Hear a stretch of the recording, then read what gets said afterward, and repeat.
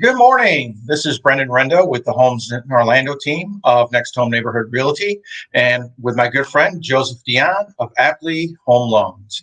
And we are, if I can find it.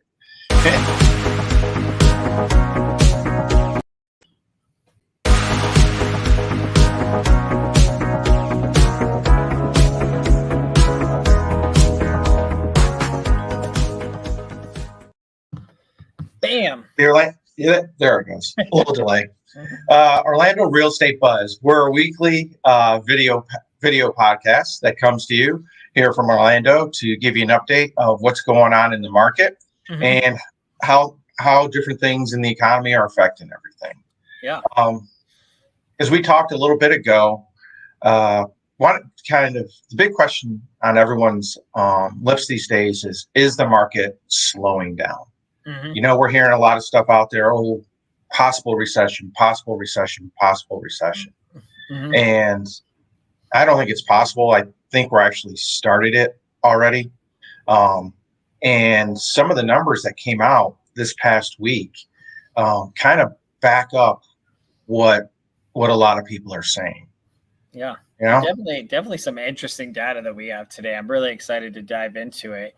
But it is like everybody's feeling like something's changing, right? Like, but really it's kind of like, how bad, what is it going to look like? How does it really impact us? So, I think that what we're going to see today is going to kind of give you an idea of, okay, there is some legitimacy to what we're talking about. Probably the biggest one, and let's jump right into it, is the new home sales numbers came out. And it really kind of shocked everybody because back in March, we were on a nice clip. 753,000 new home sales is the number they were looking at for the year. And we dropped by over 150,000 new homes. And you can see from the graph, it just went boom. It wasn't a gradual decline. It was a big decline. And I think this is where, it always takes a month or two to really see the effects of increasing rates. Yep. And I think this is part of it because, when you're looking at the new home sales, their builders' costs have gone up 20% over last year.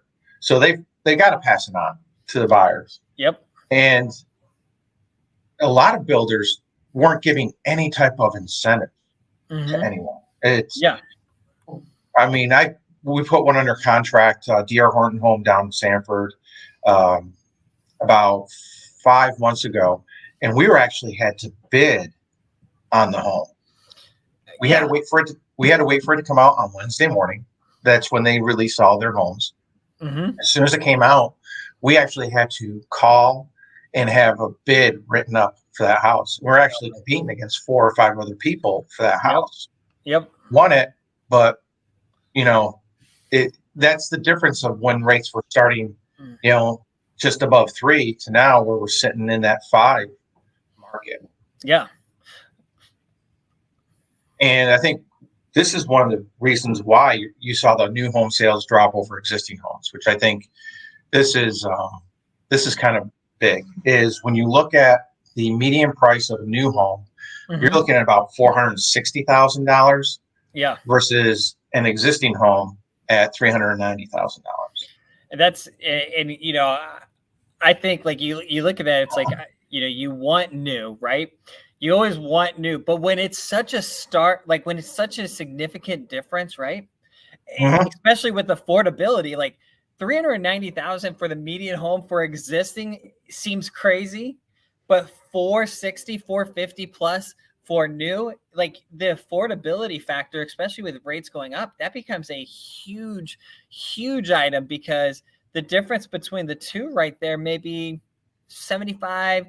You're talking $50 for every $10,000 in monthly payment roughly. So you're talking $70,000 difference, and now you're hitting, $350 more a month? $50 more. Yeah, I actually had the pleasure of taking a client out moving from Washington, D.C. down here. We're in the Lake Nona corridor down there in Narcoossee. You've got Pulte. Yeah. Million Pulte, plus. Dream Finders, and all. You couldn't find a new home starting under $650,000. Yeah. 600 was like real low end, and then it just shot up. And size wise, we were basically 1,800 to about 3,000 square feet. 3,000 square foot Dreamfinder home, they wanted $850,000 for. And that was like base, like no upgrades. That's like, hey, like we're gonna slap some drywall and we're gonna lean two pieces of drywall next to each other, and you can live under the tent. Yeah, on a 50-foot lot that you hand the toilet paper out the window to your neighbor. You're sitting there, and I didn't say it. She actually said it. She goes, I feel like I'm getting ripped off. They're not. We're hitting a point where people just don't see the value, in the pricing.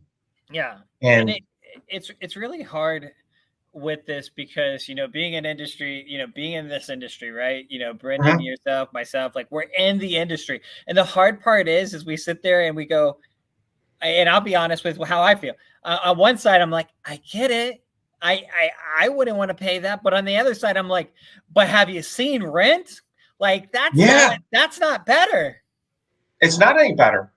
We're averaging 2-bedroom apartment right now in Orlando. Average price is $2,200. Yeah. Oh, it's you're sitting there going, But this is I think is the benefit that buyers are going to start seeing. And what people call a balanced market is 6 months of inventory. And you'll see down here right now, our existing homes are sitting at about 2.1 months of supply. Yep. That's a solid seller's market. Yep. Existing homes, resale, homes already built, being resold. Yep. New homes, 9 months of supply. We've jumped since roughly about December, November, from just about 5.5 months to nearly 9 months. They've almost doubled their inventory of new homes. What's that mean? It means I'm getting a ton of emails, getting a ton of text messages, incentive this, incentive that. I couldn't believe it that, we're walk through the Dream Finder, come back out. Oh, well, we've got an incentive that, $20,000, we're giving $20,000 discount. I'm like, you're giving a what? I haven't heard that in, over 2 years. You're giving an incentive? Wow. Okay. Interesting. Okay. So and where my mind immediately went to this though is we still have a housing shortage nationally, and if supply on new build is like, what's going to happen here? Because if we're not building enough homes to make up that gap on the housing shortage for the new families and the homes that are destroyed annually, this and that and all this, and we still have this shortage that they're saying is going to take a decade plus to get back to these numbers. But if we got a 9-month supply on new build, what's going to happen here? Because they're not going to build as aggressively as they are now, so they're going to slow down. That's where I think we're going to see appreciation continue, but are we going to see new build level up and how it's in its pricing, and we're going to see existing homes start to go up more and continue to go up, but that new build will kind of hold steady? Like what's going to happen? What do you think? That's an interesting one, and I read a great article this week. It was about starter homes, and the problem with these new homes, none of them are starter homes. Yeah. There is no profitability in doing starter homes. There just isn't. When you look at the cost of the land, the cost of the build, a starter home used to be, this is horrible to say, but between $200,000 and $300,000. 1,500 to 2,000 square feet. Yeah. And there's really not a whole lot of profitability for builders to build those types of homes anymore. And that's the thing. That's the difficult part is, we're starting new homes, but everything that they're building are really move-up homes. And I feel it's frustrating for the young millennials, the people who are looking at that first house, yeah, they should have the opportunity at new homes too, but there's no one building them. Yeah. You look at the developments around Orlando, even when you go across the river to Deltona, to Barry, there's nothing you can touch for under $450,000. That's not a starter home. It's not a starter home. Well, I think, and you talked about profitability, right? Like, I think what happened is because it was so cheap, money was so cheap, right? You're in the 2s, you're in the 3s, money's so cheap to borrow.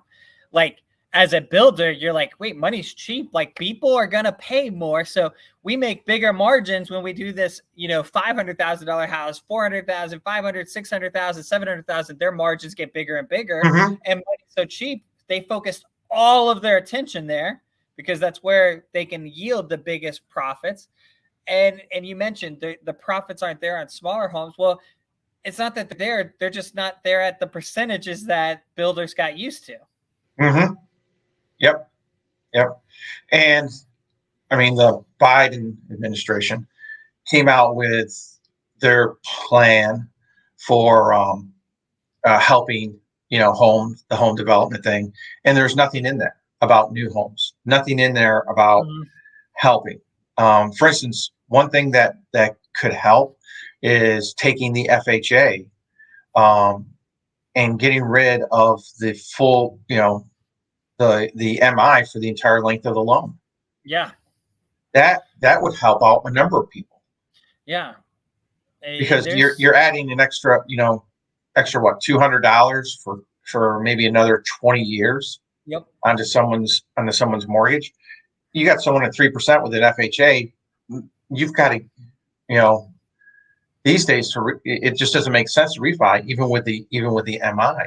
Yeah. Coming off because the conventional's basically going to be the same after they do the refinance. Exactly. The refinance is like where it makes sense on these is only when they have, it's like your blended interest rate. Like when you take your credit cards, your car payments, all of this, and a lot of people say, well, I don't want to put those debts in a 30-year loan. Like, yeah, but if you're only making your $50, $100, or $200 minimum payment on that credit card, and you've got 40,000 in credit card debt, well, guess what? Like, it's gonna take you 30 years to pay that off anyways. That's the way it's designed. But the reality is you're paying 18, 19, 20. And the whole thing with credit cards that like a lot of people forget is they're variable, meaning that they adjust. And guess what? When you see interest rates going up all over here, at some point your credit card interest rates are going to start going up of what your balances are carrying. And you may have had 16%, but in 2 years, you may have 22% on that interest rate. That's when refinances make sense in this type of market. But if you were responsible, you have no credit card debt, very little, and you got a 3% FHA, there is no, unless you're pulling equity out, there's no reason to sit there and be like, okay, let me go to a 5.5 conventional. Because that MI factor, your 0.85 MI factor would be that 3 is really like a 3.85, and you're going to go to a 5.5. Doesn't make sense. Doesn't make sense. So how does this feeling of a slowdown translate into what we're seeing here locally? Grab the numbers again from the past week, and we're seeing that original to final list price numbers still aren't changing a whole lot. Getting a sliver of a discount. 400 to 500, they actually went a little bit over, about $2,000 over. But you're still getting pretty darn close to what you're asking for as a seller. It was really interesting. And I got a contract in my inbox this week in which the realtor was like, there's no way we're going to get this. And he was like, there's like 20 offers on the property, and we went in at list. And we got it. Got it. So there's 20 offers on the property, but we were the only one at list.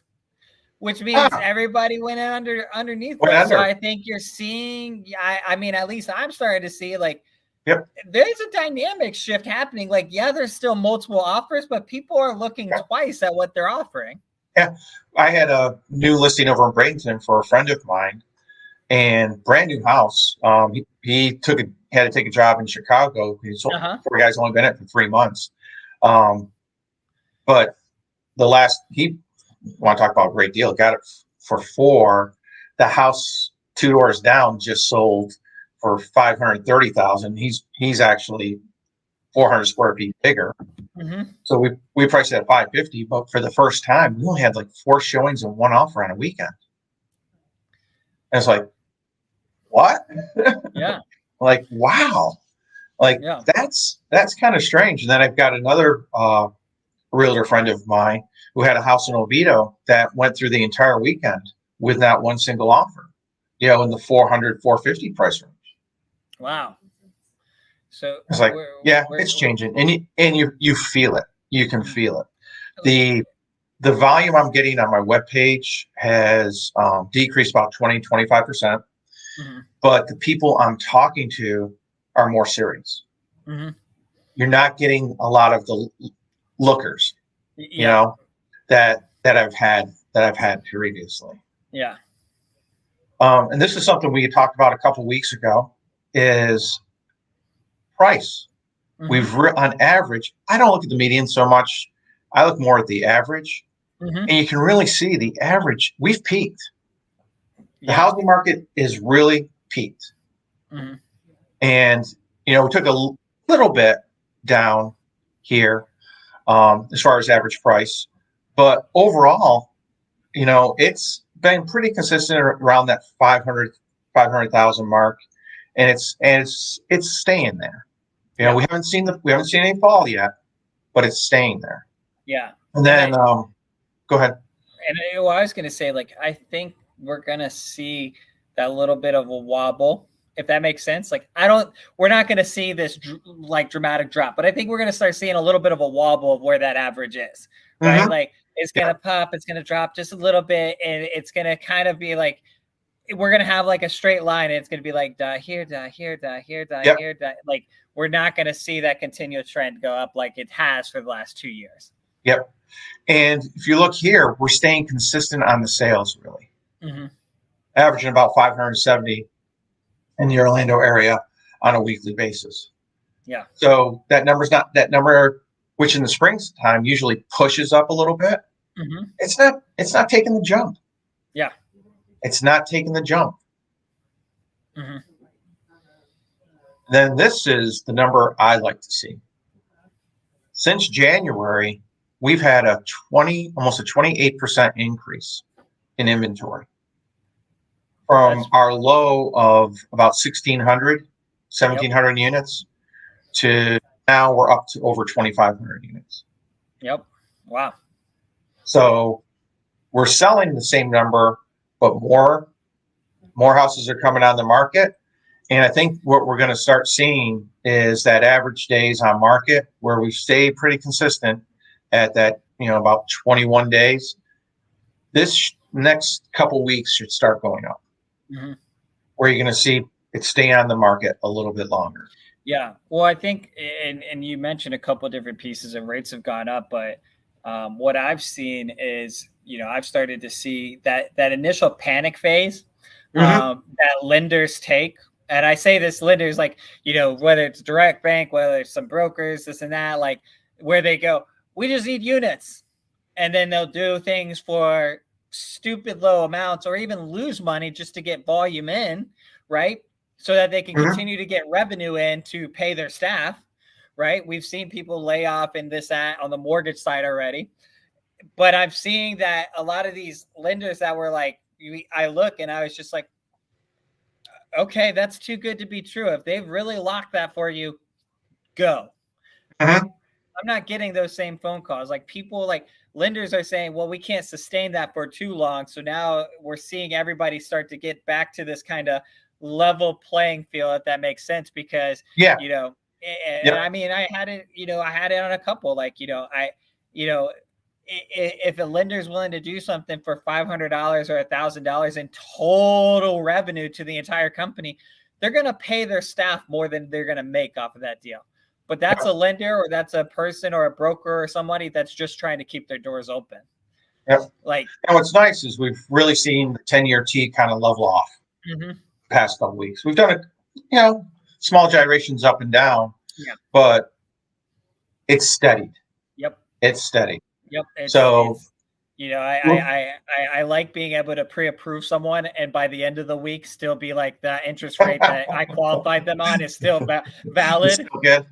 So you're gonna come to work on Friday then? Yeah. Friday I can work again. It's like it's settled down.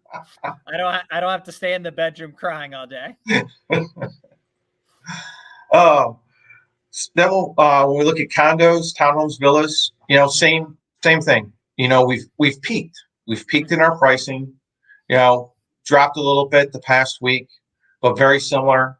Number of units being sold, we're staying fairly consistent as well. And then here as well, we've seen about a 28% jump in condos, townhomes, and villas in the market. We had a low of 570, and we're up to roughly 850 now. So we're seeing that trend. I would call it more of a normalized market. We're not quite there. We still need more inventory to be able to do that, but we're getting it's a lot better than it was, for the past year and a half. Yeah. And this is where, we're starting to see, I love this. And I was having a conversation with some agents, and the strategy, it's no longer just offer 20,000 more than ask price and remove all the contingencies. Like I'm starting to see and I'm be very frank, like some actual strategy to how to structure the deal, how to structure the offer, how to put together to protect the client as well. Like the buyer as well. Like I hate to say not giving away your inspection period. No more 0-day inspection periods. Yeah. Like the last 1 year, I'm like, man, I get it. It's hard as a realtor to compete when you've got other realtors, when you're trying to advise your client how to protect their interest as a buyer's agent. But then you got other realtors and other agents saying, waive all your contingencies, submit it as a cash, do this, do that, offer 25. We're going to do an appraisal gap. We're going to do this. And I'm sitting there going, I'm like, oh my gosh, that's the only way a buyer can get their offer accepted is if we do everything and basically tell the buyer you're screwed if you sneeze wrong. Yeah. I never waived an inspection period. Wouldn't do it. Wouldn't do it because I can't see everything. You've got to have a professional come in and look at everything. Yeah. Because it's that hidden thing that's gonna break them. Yeah. And I think the next what we're gonna see the next 60 to 90 days is gonna be very interesting to see how we kind of work through this cycle, right? And I think we're going to see how in reality, right, it takes about 3 months, 2 to 3 months to balance out to the higher interest rate, because people that were locked in January have all closed now. People locked in February have all closed now. And, the second big jump that happened in March and then again in April, we're cycling through that. So now I'm kind of interested to see, how do we respond? How does the real estate market, the housing market as a whole respond? Because now we're going to get a true idea of where we're going to go from here. Yep. And I see it really kind of normalizing. There's going to be the house that you're still going to get some multiple offers on. Are we going to see the 20 multiple offers? I think you're going to see that number decrease. I think there is going to be a little more wiggle room for buyers maybe to come back and say, hey, this house, this is really what the house next door sold for. I'm not going to give you $20,000 or $30,000 more because it's been a month later. Yeah. Which is what, a lot of people are like, oh, well, that sold last month, so let's jack it up, 30 grand. It's like, no. Not anymore. Not anymore. So, all right. Well, that's where the market is today. We hope you enjoyed. If you did, please do us a favor. Hit the like button on the video. It really helps us out overall. Anything else, Joe, you can think of? Have an awesome week. That's all I got. You too. We shall talk to you later. Okay, guys. Bye. Bye.